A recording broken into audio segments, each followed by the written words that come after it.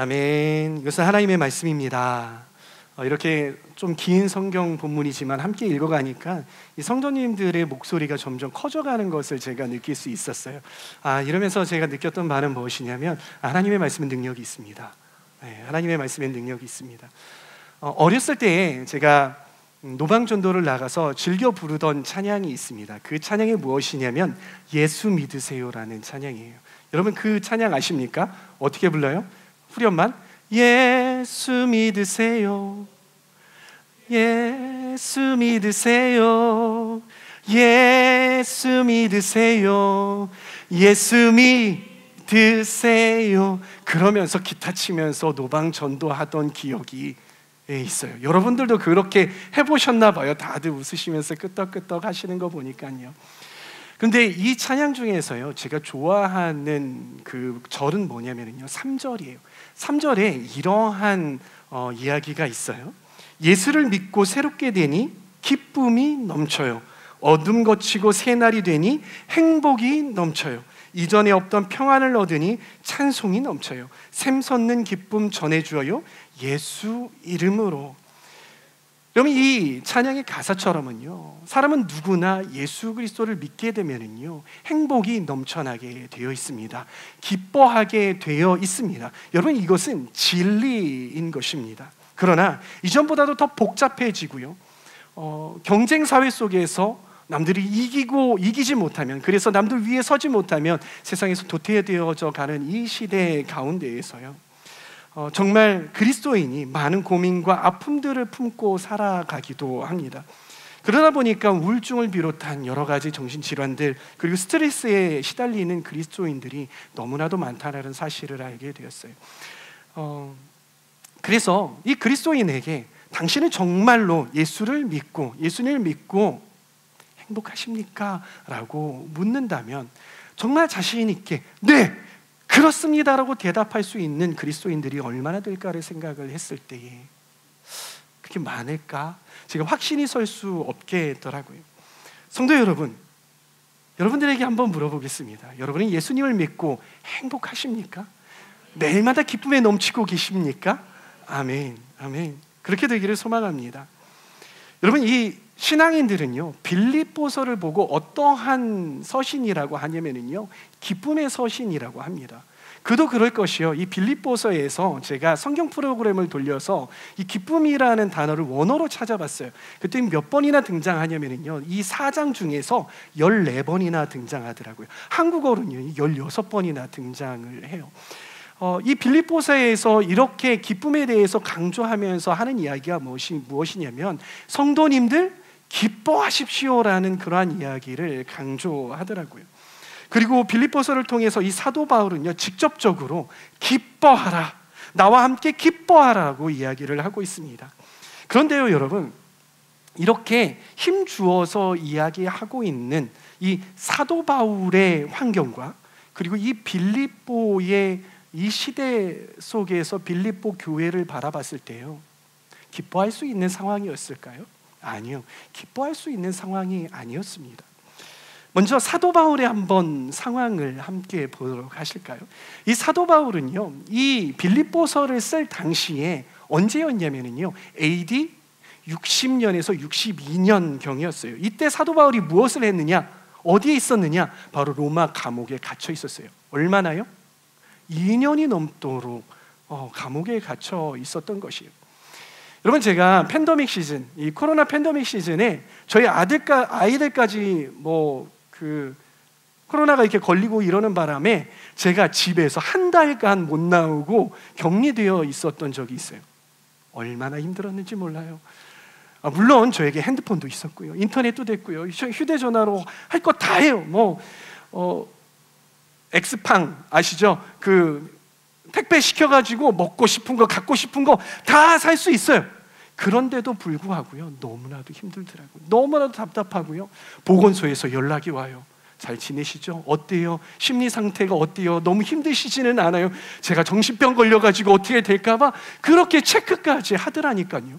그런데 목사인 저도 그 시간이 쉽지가 않더라고요. 그런데 2년이 넘도록 나가지도 못하고 감옥에 갇혀 있어야 한다? 어떻겠어요? 정신적으로 너무나도 피폐해질 수밖에 없는 그러한 상황이고 너무나도 낙심되는 상황이었죠. 그리고 사도 바울은요, 특별히 어떤 사도였습니까? 이방인의 사도, 이방인에게 복음을 전해야 하는 그런 사도. 그리고 이 사도 바울의 어떤 성품이 어땠습니까? 조용하고 온순하셨죠? 아니에요. 열정적으로 복음을 전하는 그러한 기질을 가지고 있으셨던 분이에요. 그래서 어때요? 2년 동안 이 감옥에 있으면서 어떤 마음이 들었을까요? 빨리 나가서 복음을 전해야 되는데, 이 이방인들 한 사람이라도 더 구해내야 되는데, 복음을 전해서 더 돌아오게 해야 하는데, 이런 마음이 끓고 있었던, 사명감이 투철했던 이 사도 바울에게는 그 2년이 넘는 시간 너무나도 힘들었을 거라는 것이죠. 그 사도 바울이 빌립보 교회에 서신을 보내죠. 이 빌립보 교회는 어떠했을까요? 사도 바울은요, 전도 여행 기간 동안에요, 3차례나 이 빌립보 교회를 방문을 했어요. 다른 교회와는 좀 다르게요, 많이 방문을 했던 것이에요. 그 정도로 이 사도 바울은요, 빌립보 교회를 애정했습니다. 그리고 빌립보 교회와 사도 바울은요, 이 빌립보 교회가 이 사도 바울에게 그냥 복음을 전해받아가지고 이제 막 걸음마 수준인 그런 단계가 아니라 이 사도 바울과 동역자의 관계에까지 그렇게 성장했던 그러한 교회였던 것이에요. 그리고 믿을 만한 동역자들끼리의 교류도 활발하게 있었던 교회가 바로 이 빌립보 교회였던 것입니다. 빌립보 교회와 이 사도 바울은 이렇게 특별한 관계를 가지고 있었거든요. 그런데 이렇게 아주 특별하고 사랑하는 이 사도 바울께서 2년이 넘도록 감옥에 갇혀 있으니 이 빌립보 교회 교인들이 어땠을까요? 상관없어. 그분이 잠깐 그 감옥에 갇혀 있는다고 해서 뭐가 어떻게 되나, 이런 마음이었을까요? 아니요. 너무나도 안타까웠을 거예요. 때로는 낙심되었을 거예요. 그 사도 바울께서 언제 나오시나? 죽지는 않으실까? 그러한 걱정 속에 있었던 것이죠. 게다가 이 빌립보 교회에는요, 예상외로 참 많은 문제점을 안고 있는 그런 교회가 이 빌립보 교회였어요.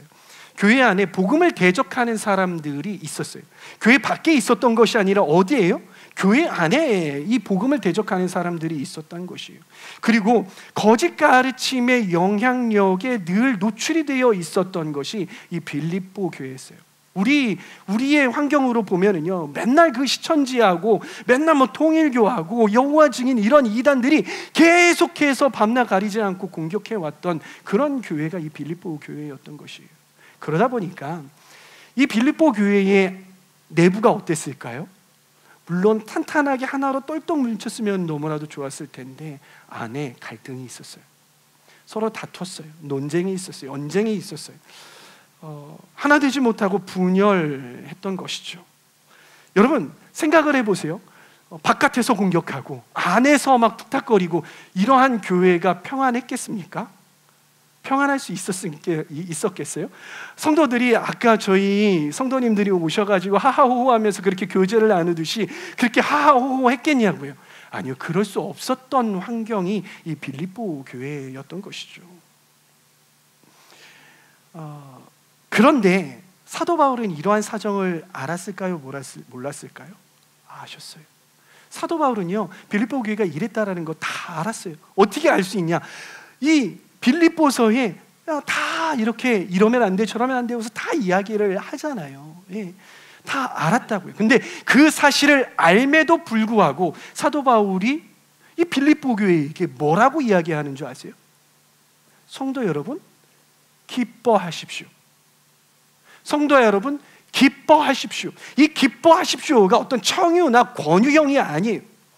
어떤 형이 명령하셔. 명령문이에요. 교회 여러분, 기뻐하십시오. 개역개정으로는 기뻐하라라고 표현이 되죠.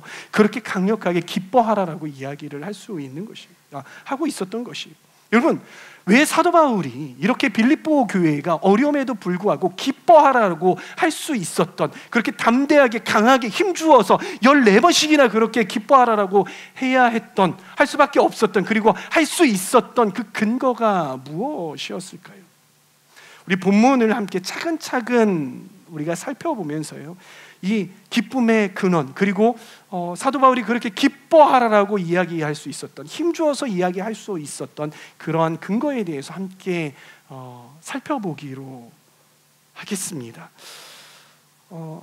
본문을 살펴보기 이전에요, 이 빌립보 지역에 대해서, 그리고 이 빌립보서에 대해서 조금의 어떤 배경 지식이 있어야 되잖아요. 그래야 좀 이 말씀이 이해가 될 것 같아서 준비를 해봤습니다. 여러분, 이 빌립보라는 지역은요, 어디에 있냐면 여기에 있어요. 보이시죠? 어딘지 아시겠죠? 거기. 여러분, 지도를 하도 보셨잖아요. 우리 김기호 목사님께서 지도를 계속 여러분들에게 보여주셨기 때문에 몰라도 저기 아셔야 돼요. 네, 저기에 있었던 거예요. 이 빌립보 지역은요, 여러분 알렉산더 대왕 아시나요? 이 알렉산더 대왕의 이 아버지였던 이 빌립 2세가요, BC 356년에 이 빌립보 지역을 장악을 해요. 공격을 해서 거기를 탈취를 하는 거예요. 그러면서 그의 이름을 따서, 그 이름이 뭐였어요? 빌립이라는 이름을 따서 빌립보라고 지었던 것이. 그리고 어떤 일이 있었냐면요, BC 42년 경에는요, 이때 무슨 일이 있었냐면 빌립보 전쟁이라는 전쟁이 있었어요. 이 전쟁이 어떻게 일어났냐면요, 그 당시에 황제였던 로마의 황제가 누구였냐면요, 바로 율리우스 시저, 카이사르. 여러분 들어보셨죠? 이 카이사르가 황제였어요. 그런데 이 카이사르가 어떻게 됩니까? 암살을 당하게 돼요. 그러다 보니까 그 카이사르의 조카였던 옥타비아누스가 이거를 안 되겠다, 복수해야겠다라고 해서 군사력을 이끌고 이 암살 배후 세력을 공격을 해서 최후 마지막 전투가 있었던 지역이 어디였냐면 바로 이 빌립보 지역이었어요. 그렇게 승리를 하고 나니까 어떻게 됩니까?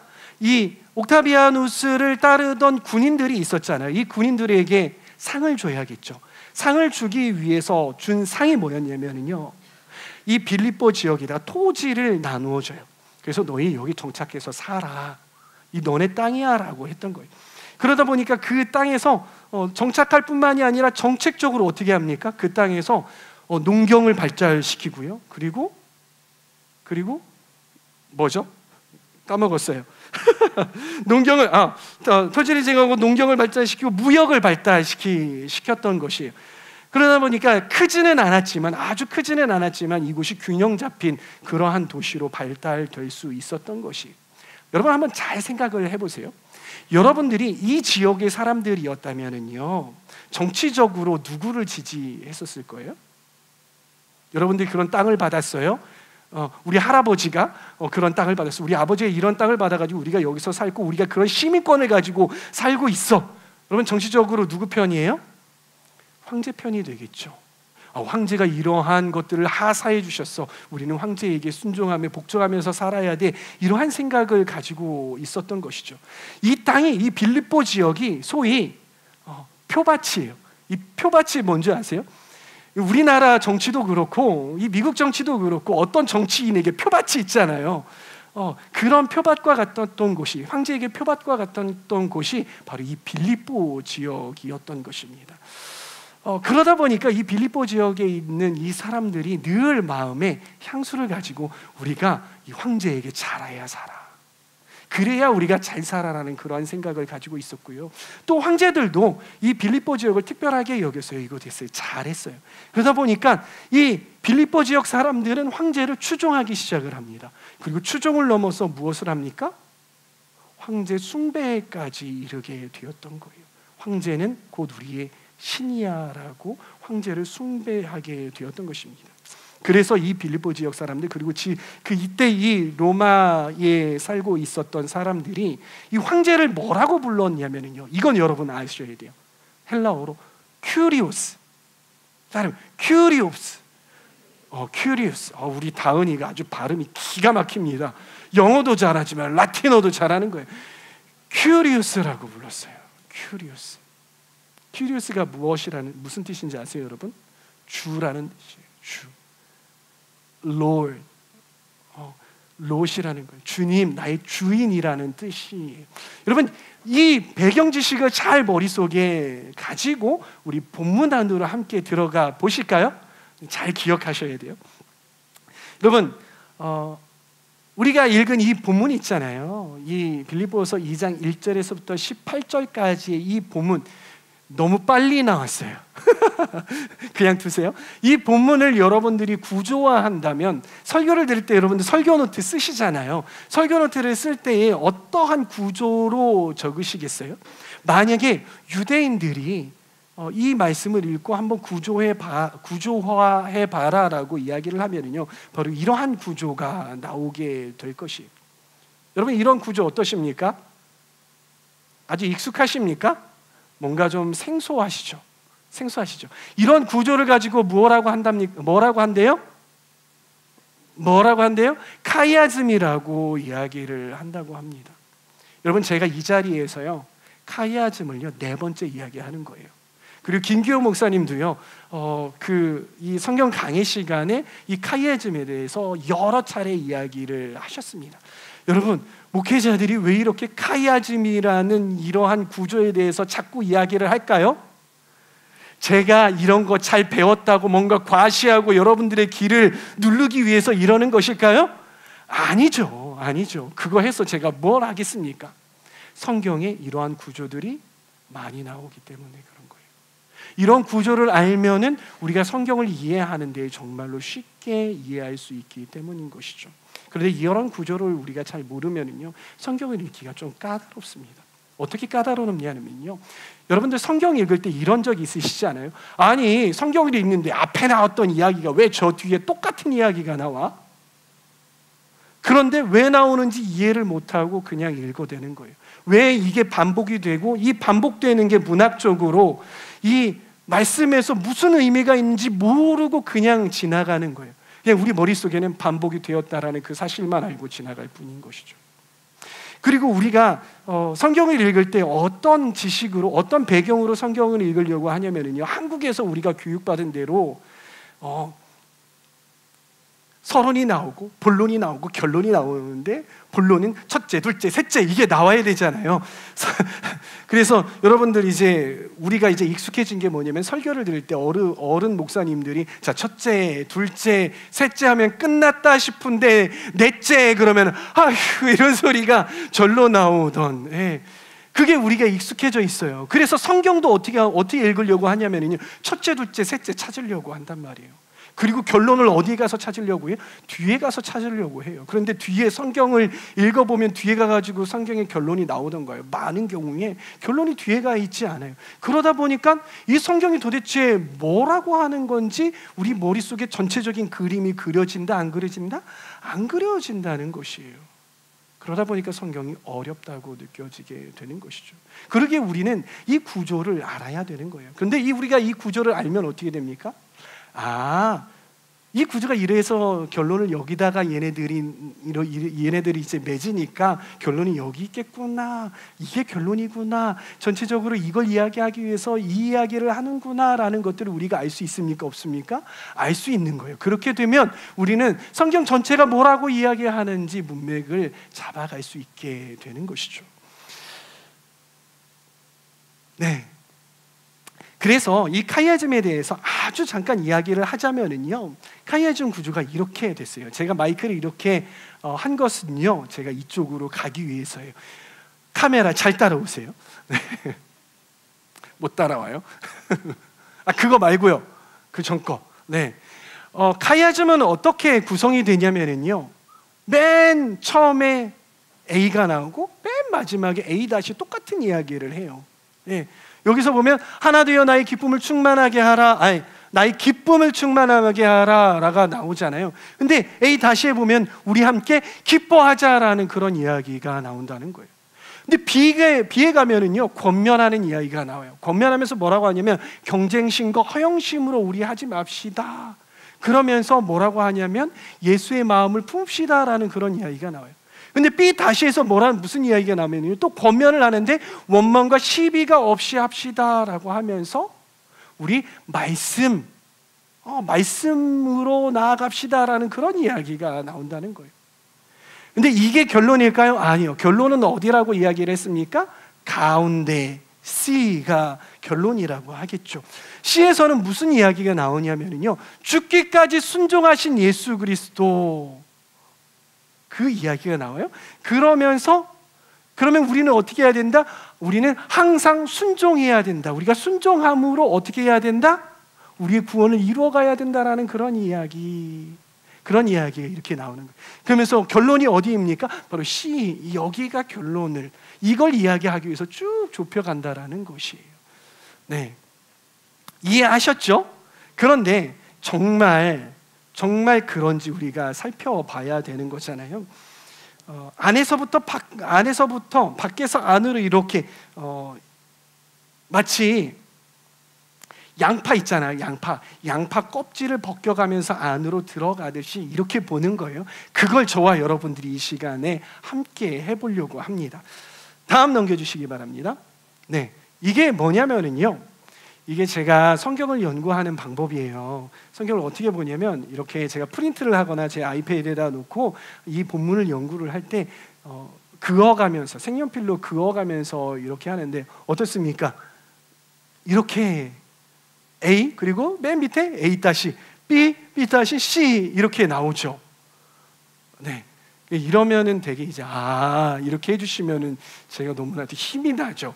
잘하셨네. 우와. 따라하면서 우와. 입을 크게 벌리고 이렇게 벌리나 고개까지 흔들어가면서 저렇게 볼 수 있구나. 목사님은 저렇게 보시는구나. 네, 엎드려 절받기. 이 내용을 제가 앞에 말씀드린 것과 같이, 그리고 한국인들이 잘 이해할 수 있게 한번 여러분들과 함께 연구해 보면서 나갈게요. 먼저 우리가 봐야 될 게 뭐라고 했어요? A라고 했죠. 우리 A로 한번 넘어가 볼까요? 네, A. 제가 좀 확대했어요. A, 맨 위에 있는 것 내용과 맨 밑에 있는 내용, 어떻게 이렇게 묶을 수 있었을까? 정말 목사님 그렇게 묶은 게 맞아요. 여러분들이 증명을 해야 하는 거잖아요. 먼저 뭘 보시면 되냐면요, 단어를 한번 보세요. 제가 세목한 친 거하고 동그라미 친 게 있을 거예요. 위의 내용과 밑에 있는 내용이 일치해요, 안 해요? 일치하죠. 제가 세모 표시한 게 같은, 함께, 한 마음, 그리고 한 뜻, 그렇죠? 이렇게 해놨어요. 그리고 제가 동그라미 친 건 뭐예요? 기쁨이라는 내용을 반복이 되는 거예요, 앞뒤로. 맞아요, 안 맞아요? 맞아요. 이렇게 반복이 되는 거예요. 이렇게 제가 찾을 수 있는 거예요. 자, 이걸 통해서 A가 무슨 이야기를 하고 있냐, A와 A-가 무슨 이야기를 하고 있냐, 사도 바울이 이렇게 이야기하는 거예요. 성도 여러분, 여러분은 서로 하나가 되어서 저로 하여금 기쁘게 해주시기 바랍니다. 저도 어떠한 경우에라도 여러분들과 함께 할 것입니다. 그래서 여러분들도 저와 함께 기뻐해 주시기를 바랍니다라는 그러한 이야기를 하는 거예요. 그렇죠? 그러면 이제 이게 우리가 A를 봤어요. 그럼 B는 무슨 이야기를 하고 있는지 한번 볼게요. 제가 B, 그 다음 커플이에요. 다음 커플 밑에, 위에 있는 내용, 밑에 있는 내용을 편집해서 갖다가 놨어요. 동그라미와 네모를 한번 보세요. 그리고 밑줄 쭉 친 거를 한번 보세요. 어떻습니까? 잘 보셔야 돼요. B에서 무슨 이야기를 해요? 경쟁심과 허영으로 하지 말고. 근데 그 내용이 밑에 동일하게 나옵니까? 안 나옵니까? 나와요. 그 밑에 무슨 일이든지 불평과 시비를 하지 말고. 반복이 됩니까? 반복이 되죠. 그리고 겸손한 마음으로 하고 남을 낮게 여기고 다른 사람들의 일도 돌봐주십시오. 겉면 이야기 나오죠. 근데 또 밑에 B-에서 흠이 없고 순결해지십시오라는 겉면이 나오죠. 그러면서 이 B에서 또 이런 이야기를 하면서 하고자 하는 이야기가 뭐다? 밑줄 쭉, 여러분 안에 이 마음을 품으십시오. 이 마음이 무슨 마음? 그리스도의 마음입니다 라는 이야기. 그리고 16절에 보면은 B- 생명의 말씀을 어떻게 해요? 굳게 잡으십시오라는 또 겉면의 이야기. 같습니까? 같지 않습니까? 같은 내용이에요. 그러면서 이 B를 통해서, B와 B-를 통해서 말씀이 하고자 하는 이야기가 뭐다? 그러기 위해서는 여러분은 서로 다퉈서는 안 됩니다. 허영으로 대해서는 안 됩니다. 서로 원망하거나 시비가 있어서는 안 됩니다. 그리스도의 마음을 품으십시오. 하나님의 말씀을 굳게 잡으십시오. 그래서 겸손한 마음을 가지고 남을 낮게 여기고 다른 이들을 돌보아야 됩니다. 흠이 없고 순결해져야 합니다 라는 이야기를 하는 거예요. 자, 여러분, 이것을 통해서 우리가 이 말씀이 무엇을 말하고자 한다고요? 가운데 있는 C의 내용을 하고자 한다는 거예요. 네, C 한번 보도록 하겠습니다. C에 있는 내용 따라서 제가 한번 그냥 여러분들 이제 같다라는 거 아시잖아요. 그래서 이 C가 무슨 이야기를 하고 있냐면 예수 그리스도께서 십자가에서 죽기까지 순종하심으로 하나님 아버지께 영광을 올려드렸듯이 여러분들도 더욱더 순종하십시오. 그래서 여러분들의 구원을 이루어 가십시오. 그렇게 해서 하나님을 기쁘시게 해드려야 합니다라는 이야기가 이 말씀인 것이에요. 여러분들 이해하셨습니까? 이렇게 읽으니까 이해가 되시나요? 전체적인 내용이 이해가 되세요? 그래서 더 이해가 잘 되시라고 제가 한 문장 한마디로 이 빌립보서 2장 1절에서부터 18절까지의 내용을 요약을 해봤어요. 그 내용이 무엇이냐면요, 그리스도인이 기뻐하는 삶, 기쁜 삶을 살기 위해서는 무엇을 해야 된다? 순종해야 한다. 순종해야 한다라는 그러한 이야기를 하고 있는 것이. 역시 말씀을 막 이렇게 뭔가 책을 펼쳐놓으니까 갑자기 졸음이 임하고 괜찮아요. 이게 저희 애들도요, 책을 보잖아요. 애들이 자겠대요, 자꾸. 저도 애들을 책을 읽어주잖아요. 왜 이렇게 졸린지 몰라요.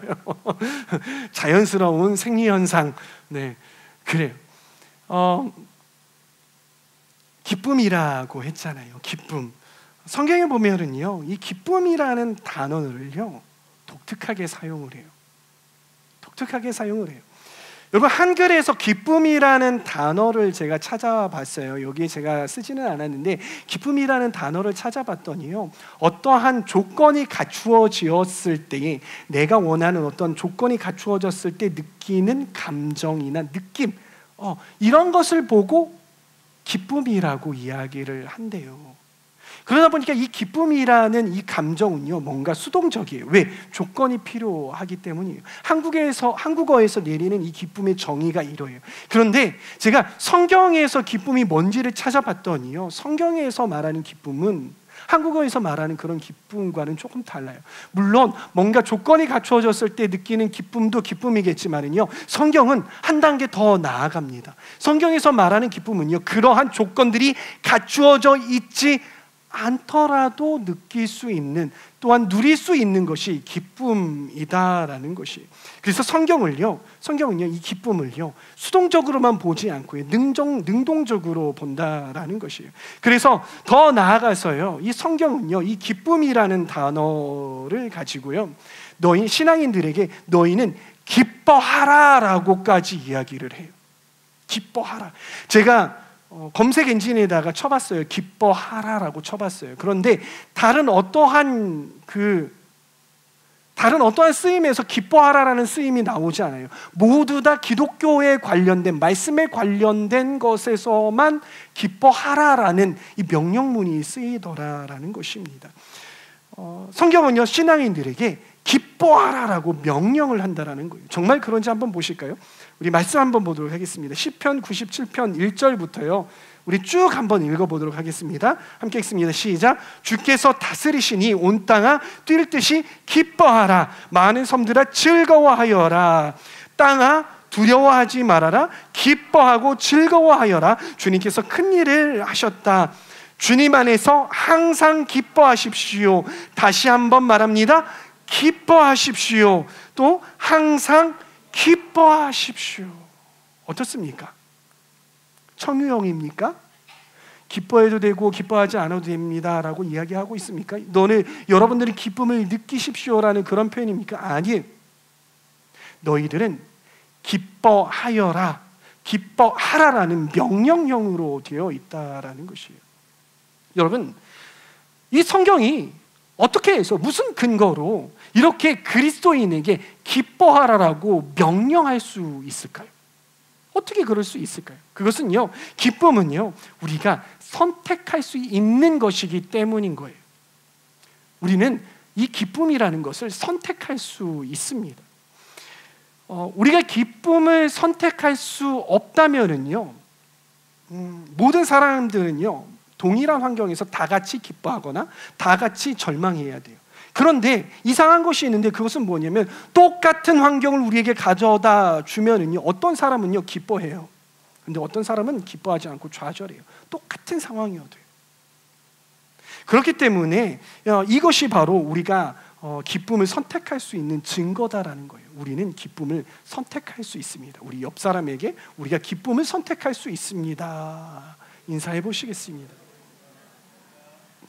근데 여러분, 우리가 어떻게 기쁨을 선택할 수 있을까요? 막 내 마음은 너무 슬프고 외롭고 고독하고 힘들 때 기뻐해, 기뻐해, 기뻐하라 이러면 우리가 기뻐해집니까? 뭔가 억지로 그렇게 하면 우리가 기뻐해지냐는 거예요. 내 마음은, 속마음은 막 슬프고 막 이런데 기뻐 이러면 기뻐해. 물론 그렇게 기뻐해지기도 하는 경우도 있어요.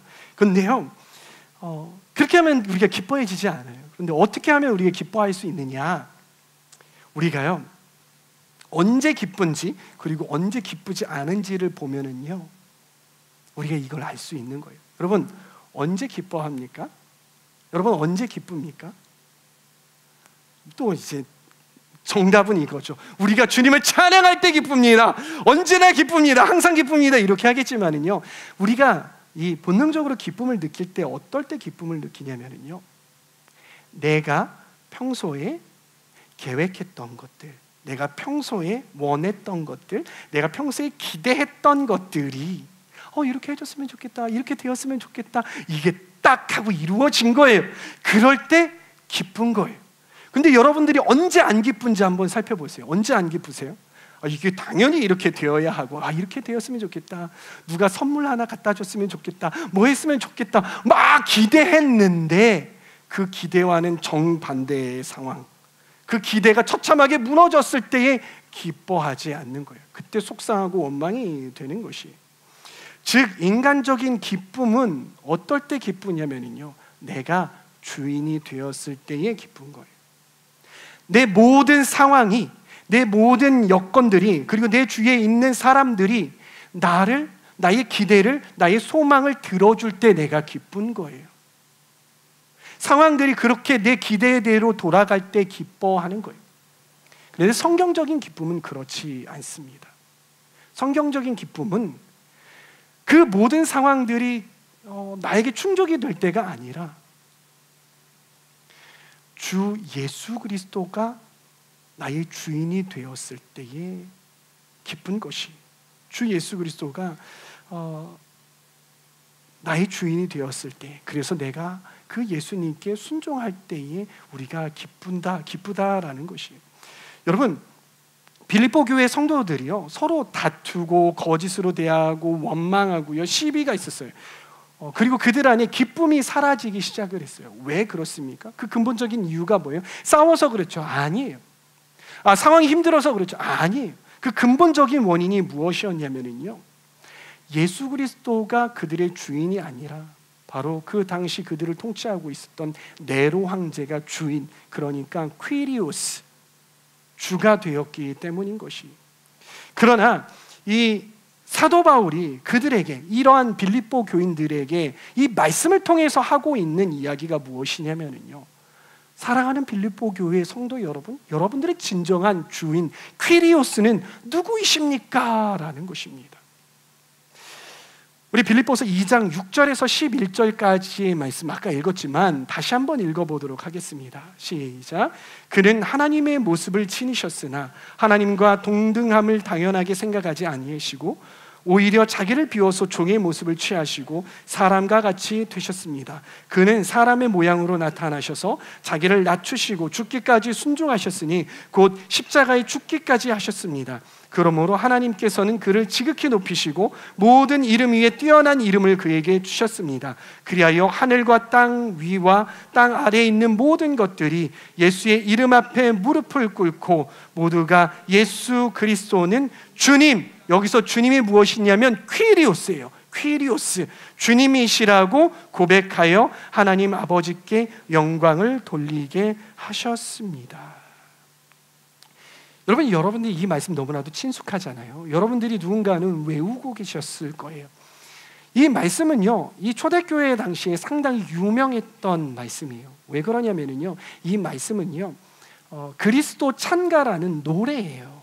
이 그리스도인들이 불렀던, 이 당시 초대교인들이 이 찬양을 늘 불렀어요. 늘 불렀던 그리스도 찬가라는 노래인데요, 이 찬가를 통해서요, 이 찬가를 이 빌립보 교인들에게 글로 적으면서 이 빌립보 교인들에게 던지는 말은 무엇이냐면요, 바로 이거예요. 황제와 같이, 너희들의 이 네로 황제와 같이 높은 곳에 올라가서 너희를 군림하고 그리고 너희를 억압하고 통치하는 그 황제, 이 네로 황제가 너희의 진정한 퀴리오스냐, 아니면 이 노래에서와 같이, 이 노래에서와 같이 신이었지만 하나님과 동등하셨지만 그 동등됨을 당연한 것으로 여기지 아니하시고 자기를 비워서 종의 형체로 너희를 위하여서 십자가에 못 박히시면서 죽기까지 희생하신 그 예수 그리스도, 그렇게 순종하신 그 예수 그리스도, 너희를 너무나도 사랑하셔서 그 몸을 내어주신 그 예수 그리스도, 그 예수 그리스도가 진정한 너희의 퀴리오스냐? 과연 누가 진정한 너희의 퀴리오스냐? 너희들은 분별해 보아라 라고 이 빌립보 교인들에게 던지는 것입니다. 그러면서 진정한 퀴리오스는 누구시다? 예수 그리스도이시다. 그러기에 진정한 퀴리오스이신 예수 그리스도께 순종해야지 너희는 그 황제에게 순종하며 황제를 숭배해서는 아니 된다라고 이야기를 하는 거예요. 그러면서 오직 예수 그리스도께 우리가 순종할 때에, 너희들이 순종할 때에 너희들은 참된 기쁨을 누릴 수 있는 것이다, 기억하여라 라고 이야기하고 있는 것이죠. 여러분, 시편 기자는 이렇게 말합니다. 시편 37편 4절 말씀, 기쁨은 오직 주님에게서 찾아라. 주님께서 네 마음의 소원을 들어주신다. 사랑하는 주임제교회 성도 여러분, 우리의 기쁨은 어디에 있습니까? 오직 우리 주 하나님께 있습니다. 오직 우리 주 예수 그리스도에게만 있는 줄 믿으시길 바랍니다. 그렇기에 우리가 주님께 순종하는 결정을 하며 나아갈 때에만 우리는 기쁨을 누릴 수 있는 것입니다. 어떠한 상황 속에서도 이것을 잊지 마셔야 합니다. 그렇게 저와 여러분들은 기쁨을 누리셔야 하는 줄 믿습니다. 아멘. 저희 가정사를 좀 이야기를 해보려고 합니다. 제 아내가 처음으로 임신했었을 때였어요. 저희 가정이 처음으로 아이가 생겼으니까, 뱃속에 아이가 생겼으니까 얼마나 기쁘겠습니까? 기도하면서 하나님 아이를 주십시오 기도를 했는데 태아가 배 안에 이렇게 자리 잡았어요. 너무나도 행복했어요. 황홀했어요. 특별히 어느 때 황홀했냐면 산부인과 가가지고 이 태아의 심장 뛰는 소리 두근두근 하면서 심장 뛰는 소리를 듣는데요, 막 이거를 제가 어떻게 감당해야 될지 모를 정도로 황홀하고요, 가슴 벅차고 참으로 기뻤습니다. 너무 기뻤어요. 그래서 그 뱃속에 있는 태아의 태명을 뭐라고 지었냐면 기쁨이라고 지었어요. 주님, 저희 가정에 기쁨을 주었습니다 하면서 기쁨이라고 지었어요. 기쁨이라고 짓고 그렇게 시간이 좀 지났는데 어느 날 제 아내로부터 전화가 왔어요. 여보, 기쁨이가 좀 이상한 것 같아. 우리 산부인과 가봐야 될 것 같아 라는 그런 이야기예요. 그래서 산부인과를 아내와 함께 손붙잡고 갔어요. 걱정하는 마음에 산부인과를 갔는데 이 산부인과 의사가 하는 이야기가 뭐냐면 유산기가 있어요. 유산기가 있으니까 절대 안정하셔야 합니다라고 그렇게 이야기를 하시더라고요. 그래서 너무나도 저는 두렵고 떨리고 어떻게 해야 안정을 취할까. 그때 저희 집이 이 단독주택의 1.5층이었어요. 1.5층이었고 이 앞집과의 이 거리가 얼마 되지도 않고 항상 그 골목길에 담배 피는 아이들이 있어가지고 막 소리 지르고 다투고 싸우고 그러고요. 옆집과 막 늘 시끄럽고 힘들어요. 여름에는 너무나도 저희 집에 에어컨이 없었거든요. 한여름에 에어컨이 없이 선풍기로 살았는데 너무나도 더웠고, 추운 겨울에는 난방이 또 제대로 안 되고, 난방 막 힘껏 틀어놓으면 이 침실 벽면에 곰팡이가, 아주 제가 그런 곰팡이를 처음 봤습니다.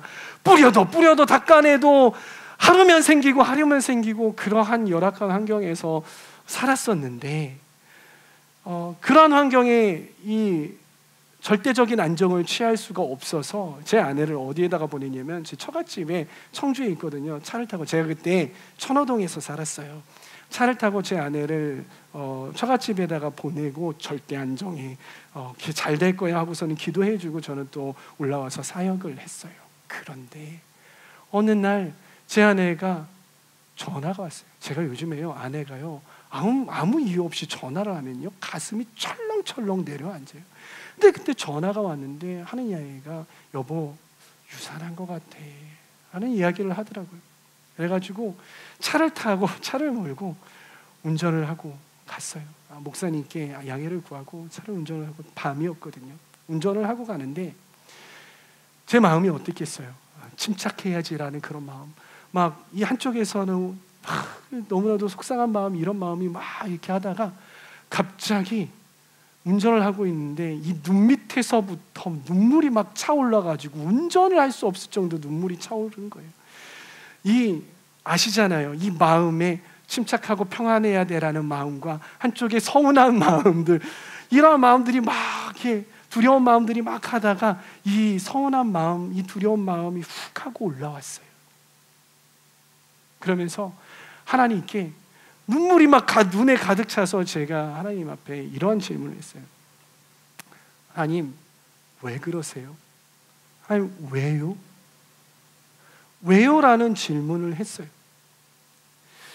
하나님이 뭐라고 질문하셨게요? 하나님이 뭐라고 대답하셨게요? 하나님은요 꼭 그럴 때요, 이분은요 꼭 동문서답을 잘해 하세요. 저 왜요 하면 그것에 대해서 설명을 해주셔야 되잖아요. 이건 이렇고 저건 저렇고 이래서 이런 거야, 저건 저래서 그런 거야. 그래서 내가 너에게 평안을 주고 이렇게 할 거야. 너 힘을 내라, 강건해라, 이렇게 말씀을 하셔야 되는 거잖아요. 근데 제가 왜요? 라고 하니까요, 하나님께서 하시는 말씀이 뭐냐면요, 생뚱맞게도 기뻐하라, 경호야 기뻐해라 라고 이야기를 하시는 거예요. 평소 같았으면 아니 이게 도대체 기뻐하는 거고 무슨 상관이 있는데, 제가 왜요라고 질문을 했잖아요. 그러면 하나님은 그거에 대해서 설명을 해주셔야 되잖아요. 근데 왜요라고 했는데 기뻐하라라고 생뚱맞게 말씀을 하세요라고 이야기를 해야 되는데, 저는 그 자리에서 하나님 앞에 순복했어요. 그 자리에서 순종하기로 결정을 했어요. 그래야 할 것 같았어요. 왜냐하면 그 태아의 태명이 기쁨이었기 때문에 기뻐하라라는 이 말씀이 바로 저에게 와닿게 된 거예요. 그래서 제가 기뻐하고 하나님 앞에 순종하기로 결정하니까요, 정말 거짓말과 같이 제 마음 가운데에 평안함이 솟아오르는 거예요. 제가 그래서 사고 안 나고 잘 도착을 했어요. 제가 그렇게 순종할 수밖에 없었던 이유가 무엇이었냐면요, 나중에 뒤돌아보니까요, 이 생명도요 누가 허락하셨어요? 하나님께서 허락하셨어요.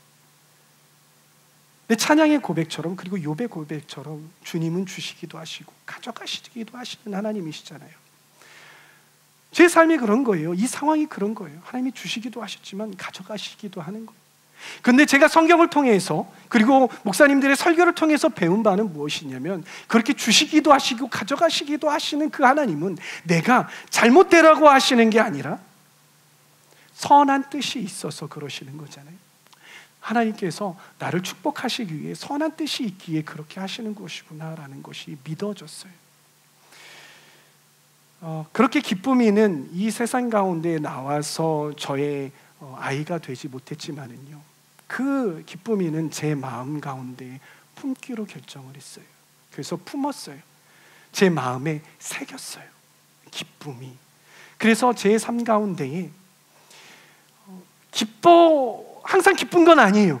목사라고 해서 항상 항상 기쁨만 나고 웃음만 하고 호호하하 할 수 있는 건 아니에요. 때로는 힘들고 어렵고 속상하고 원망이 되기도 하는 그런 마음이 올 때마다 기쁨이라는 그러한 이름이 제 마음 가운데 훅 하고 떠올라요. 내가 기뻐해야지라는 그러한 경험을 하나님께서 축복을 저에게 주셨습니다.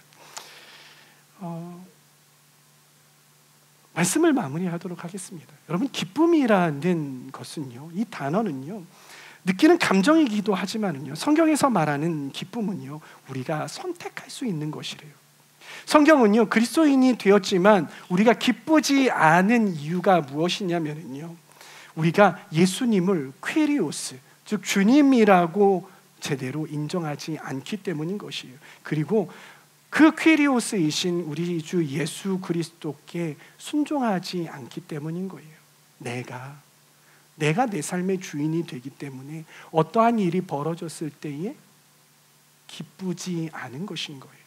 그러나 우리가 그리스도께 순종한다면은요, 우리 주님께서, 이 예수 그리스도께서 우리의 퀴리오스가 되신다면은요, 우리는 마치 스데반이 이 돌을 맞아서 바로 죽음의 코앞에까지 갔을 때 평안하고 기뻐했던 것처럼 우리도 그렇게 기뻐할 수 있다라고 말하고 있는 것입니다. 사랑하는 주임제교회 성도 여러분, 혹시 이 밤에 그리스도인이 되었음에도 불구하고 번뇌와 우울함과 고독함 속에 계시지는 않습니까? 그래서 자꾸 나를 기쁘고 나에게 행복을 가져다 줄 수 있는 무언가를 찾기 위해서 방황하고 추구하고 또한 그것들을 얻기 위해서 힘쓰고 계시지는 않으십니까? 성경은요, 오직 예수 그리스도께서 우리의 퀴리오스 되실 때에, 우리의 주인 되실 때에만, 그리고 우리가 그 예수님께 순종할 때에만 우리는 기뻐하고 즐거워할 수 있다라고 말하고 있습니다. 그리고 그것은 그냥 얻어지는 것이 아니라 우리의 선택에 달려 있다라고 말하고 있는 것입니다. 저는 저와 여러분들이 우리 주 예수 그리스도를 우리의 퀴리오스, 바로 주인으로 인정하는 이 밤이 되기를 바랍니다. 그리고 그 예수님께 하루하루 순종하며 나아갈 수 있는 저와 여러분들도 되시길 바랍니다. 그래서 이 세상에서 그 누구보다도 가장 행복하고 가장 기뻐할 수 있는 그러한 삶을 살 수 있는 저와 여러분들이 되시기를 축복합니다. 아멘. 우리 찬양 하나 하실까요? 찬양을 하는데요, 이 찬양이 가사가 복잡한 것들보다요, 가사가 단순하지만 이것들을 반복해서 부를 때 은혜가 되는 경우가 참 많더라고요. 그 찬양 중에 하나가 무엇이냐면은 저는 찬양하라 내 영혼아예요. 근데 이 찬양하라 내 영혼아, 이 가사를 기뻐하라라고 우리가 3절에 있는데, 기뻐하라 내 영혼아라고 좀 바꿔서 한번 불러보시면 어떨까? 우리 이 찬양 함께 부르면서 나아가 보실까요?